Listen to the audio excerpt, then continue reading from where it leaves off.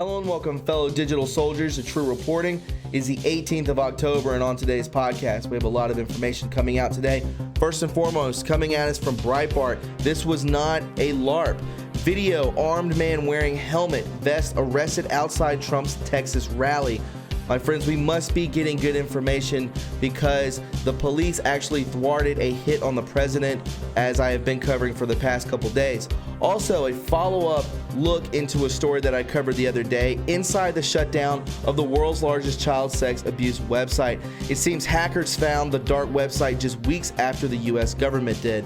So I will be getting into that. And also, people were talking about why were they not allowing people to wear 17 apparel inside the rallies. People were getting taken out, just asked to leave quietly. We see here from Joe M, many are curious as to why the restriction over the 17 insignia at rallies. Well, it's quite clear. Remember, 17 is a military operation. Not only are the 17 posts themselves strategically controlled and timed, so is the visibility and the proliferation of the movement itself. But my friends, before we get into today's podcast, would you please welcome my sponsor, Noble Gold. Hey guys, Thomas from True Reporting here. Did you know that gold is up 18%? That's right.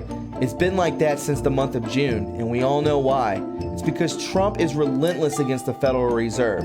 We know that our money is not worth anything unless it's backed by gold. So why not back your 401k or IRA with gold and go to Noble Gold and tell them Thomas sent you from True Reporting. You call this number 1-877-646-5347 and tell them Thomas sent you, and it'll be worth your while. Thanks, guys, and enjoy the podcast. All right, guys, it's good to have you aboard. Before we get into today's podcast, would you please go ahead and subscribe to my backup channel, True Reporting 2.0. You can find it on YouTube. Just go into the search bar and type it in, or the link is in the description box below. Also, please go ahead and click that notification bell so when I post to this channel, you'll be the first to know. And finally, would you please go ahead and click the like button? The more likes that this video receives, the more times it is recommended to other viewers, thus more eyes on the truth. With that being said, my friends, let's go ahead and hop into it. This is True Reporting. So guys, as we could see here, the video of an armed man wearing helmet, vest arrested outside Trump's Texas rally, coming from Breitbart. An armed man wearing a helmet and vest was arrested outside President Donald Trump's re-election campaign rally in Dallas, Texas on Thursday evening, according to NBC DFW. And we can check out this video real quick like.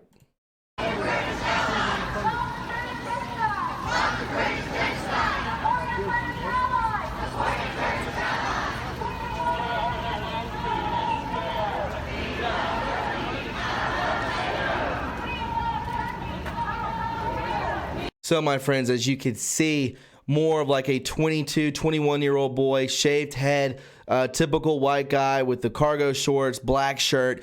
I mean, if this wasn't a sleeper cell, I don't know what is. This is what they tend to do. I'm so glad that somebody spoiled this and thwarted it before somebody really got injured. So hats off to the Dallas police, hats off to the FBI, whoever spoiled this seemingly devastating event from taking place. The Dallas police, they said officers confiscated the man's guns, breathing mask, and an aerosol can upon being taken into custody near the American Airlines Center. He was arrested near a group of counter-protesters. The man, who police said has a license to carry the firearm, was taken to a nearby hospital for psychological evaluation. Police have not released the man's identity or additional details of his arrest. Scary stuff, guys, but I'm glad nobody was injured. I wanted to follow up on inside the world's largest child sex abuse website. Hackers found the dark website just weeks after the U.S. government did. It says here, this morning, the Justice Department announced that it brought charges against the administrator of hundreds of users of the world's largest child sexual exploitation marketplace on the dark web. For me, it marked the end of a story I've wanted to write for 2 years. In November of 2017, I was working for CBS as the security editor at ZDNet. A hacker group reached out to me over an encrypted chat claiming to have broken into a dark website running a massive child sexual exploitation operation. I was stunned. I had previous interactions with the hacker group, but nothing like this. The group claimed it broke into the dark website, which it said was titled Welcome to Video, and identified 4 real-world IP addresses of the site, said to be different servers running the supposedly massive child abuse site. They also provided me with a text file containing a sample of thousands of IP addresses of individuals who they said had logged into the site. The hackers boasted about how they siphoned off the list as the users logged in, without the user's knowledge, and had more than 100,000 more, but they would not share them. If proven true, the hackers would have made a major breakthrough in not only discovering a major dark web child abuse site, but could potentially identify the owners and the visitors to the site. But at the time, we could not prove it. My then editor-in-chief and I discussed how we could approach the story. A primary concern was that the dark website was already under federal investigation, and writing about it could jeopardize that effort. But we also faced another headache. There was no legal way we could access the site to verify it if the hackers had claimed what they had done. The hackers gave me a username and password for the site, which they said they had just created for me to verify their claims. But we could not access the site for any reason, even for journalistic reasons and in a controlled environment, for fear that the site may display child abuse imagery. Only federal agents working in investigation are allowed to access sites that contain illegal content. While journalists have a lot of flexibility and freedoms, this was not one of them. After a call with several CBS lawyers, we decided that there was no legal way to write the story without verifying the site's contents, something we legally weren't able to do. The story was dead, but the site was not. One thing the lawyers couldn't tell me is if I should report the findings to the government. That was ultimately my decision to make. It's a bizarre situation to be in. As a cybersecurity and national security reporter, the government is all too often the nemesis, often a target of journalistic inquisitions and investigations. But while journalists are told to report and observe and not get involved, there are exceptions. Risk to life and child exploitation are top of the list. A journalist cannot idly stand by knowing there could be a car bomb sitting outside of a building ready to detonate. Nor can one dismiss the idea of a child abuse site continuing to operate on the dark web. I spoke with the well-known journalist to ask for ethical advice. We agreed to speak on background, from the reporter to reporter. Having never faced a situation like this, my primary concern was to ensure I was on the right morale, ethical, and legal side of things. Was it right to report this to the feds? The answer was simple and expected. Yes, it was right to report the information to the authorities, so long as I protected my source. Protecting your sources is one of the cardinal rules of journalism, but my source was a hacker group. It was not the dark website itself. After all, I was working under the assumption that the authorities would not care much for the source information anyway. I reached out to a contact at the FBI who passed me on to a special agent at a field office. After a brief phone call, I emailed the 4 IP addresses slated to be the dark website's real-world location and the list of the 1,000 alleged users on the site. And then silence. I heard nothing back. I followed up and asked, but the agent warned that if the site became or was already subjected to investigation, there was little, if anything, they could say. I recall the hackers were frustrated. After I told them I wouldn't be writing the story, we are no longer communicating. Weeks went by. I felt just as frustrated at the lack of insight into what I had only guessed or hoped was progress by the federal agents. I recall running the list of IP addresses that the hackers gave me through a resolver, which provided some limited insight into who might be visiting the dark website. We found individuals accessed the dark website from the networks of the U.S. Army Intelligence, the U.S. Senate, and the U.S. Air Force, and the Department of Veteran Affairs, as well as Apple, Microsoft, Google, Samsung, and several universities around the world. We could not identify, however, specific individuals who accessed the site, and because the dark website is anonymized, it's likely that not even companies knew their staff were accessing the site. How could they possibly let this go? I thought to myself, wondering whether the FBI agent had acted on the information I had handed over.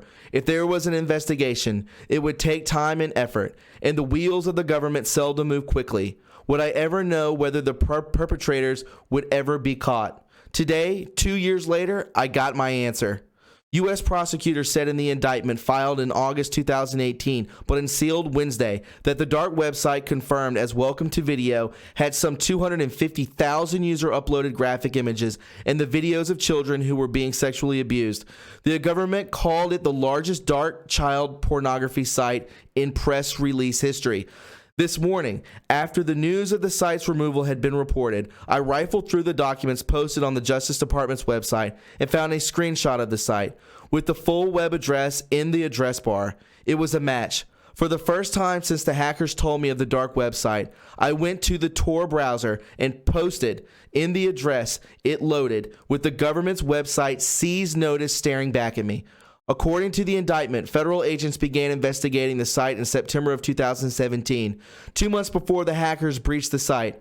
The site's administrator, Wong Woo Sun, had been running the operation from the residence in South Korea since 2015. The indictment said the main landing page to the site contained a security flaw that let investigators discover some of the IP addresses of the dark website. Simply by right-clicking the page and viewing the source of the website, it was a major error. One that would trigger a chain of events that would ensnare the entire site and its users. Prosecutors said in the indictment that they found several IP addresses, as you can see here. One of the IP addresses the hackers gave me was a match, an address on the same network subnet as the dark website. It was long-awaited confirmation that the hackers were telling the truth. They did in fact breach the site, but whether or not the government knew about the breach remains a mystery.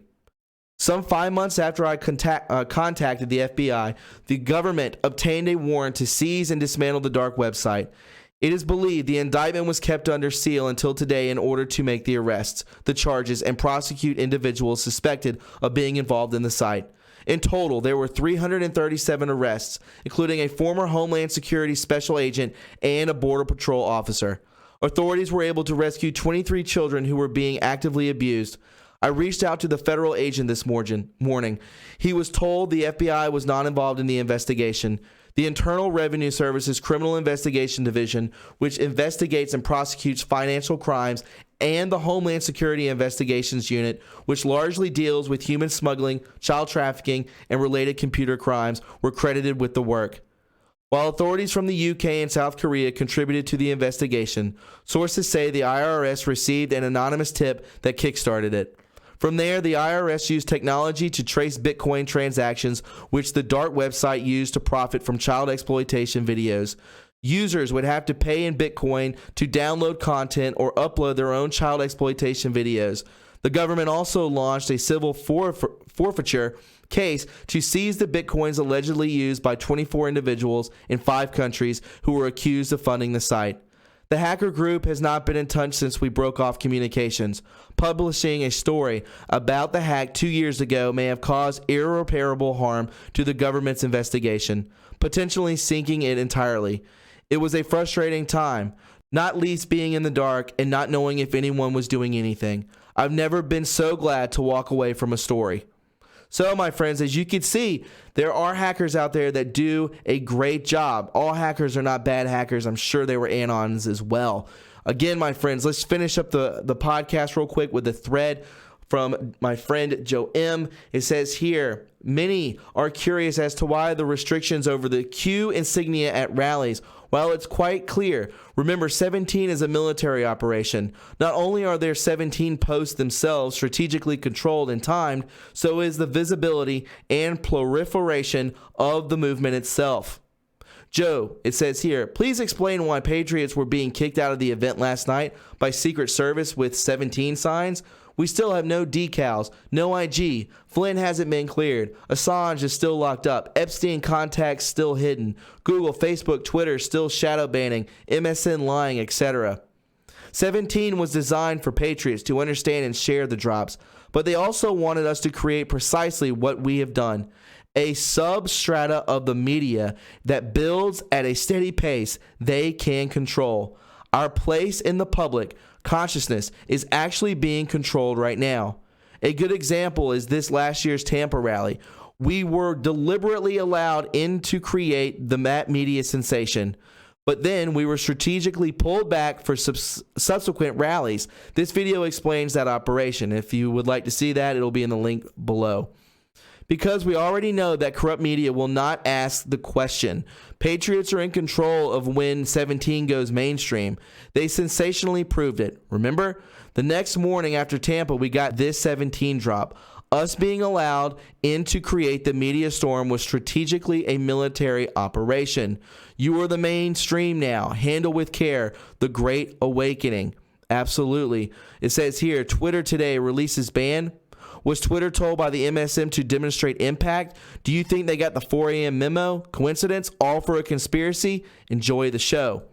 It's all part of the plan, guys. So the next time you get asked to remove your 17 insignia, a symbol that expresses only patriotic love and country, remember, you have chosen to participate in a strategic military-grade operation of mass public awareness about events to come that will finally unite America. And my friends, if you found this podcast informative and you enjoyed it, please subscribe to my channel. You can follow me on Twitter at TRUreporting. Don't forget to leave a like. You can donate to this channel and keep it afloat by going to my PayPal, Patreon. We have a P.O. Box and TRUreporting merch. Guys, I hope you have a beautiful weekend, and I will talk to you very soon. Have a wonderful day. Bye-bye.